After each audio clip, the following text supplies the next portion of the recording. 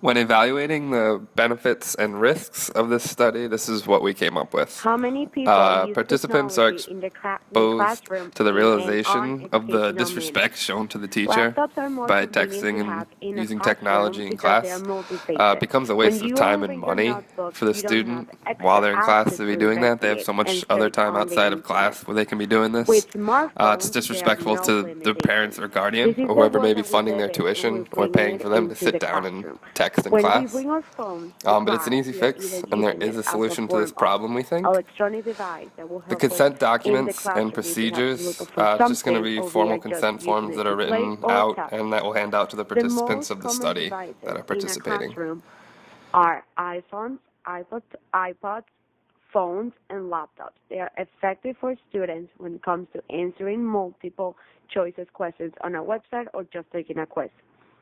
When new technology are incorporated into everyday learning, students quickly become more interested in the material and thus more likely to succeed. The main concern among teachers is that the presence of electronic devices in the classroom will promote distractions on the part of the students. Focus. Analyze why students are using their cell phones during class. Students use their cell phones in class because we get bored during class. When a professor makes a class fun and interesting, we stop using our devices or cell phones and we concentrate more in the classroom. Many research indicates that students' performance is significantly correlated with cell phone use. Students who use their cell phones in classroom show most of the time lower grades.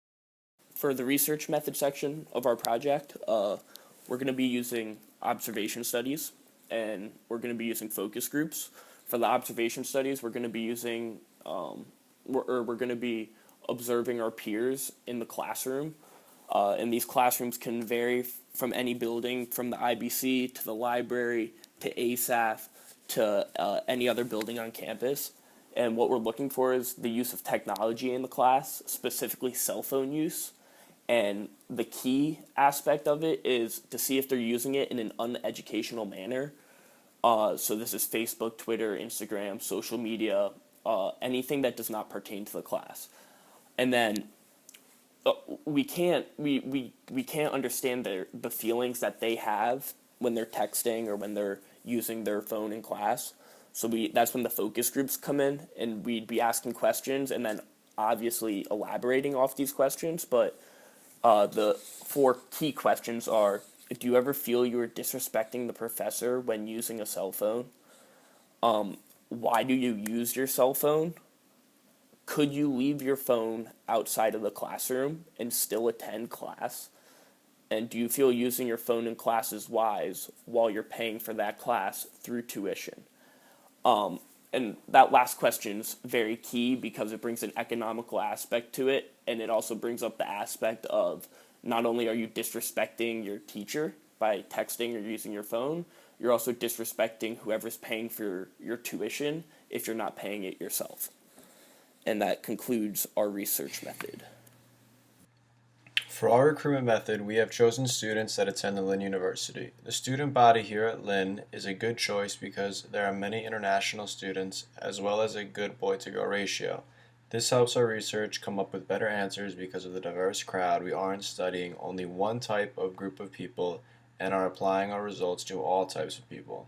The best place to observe students would be in the classrooms here on campus like the ASAP building as well as the new International Business Center.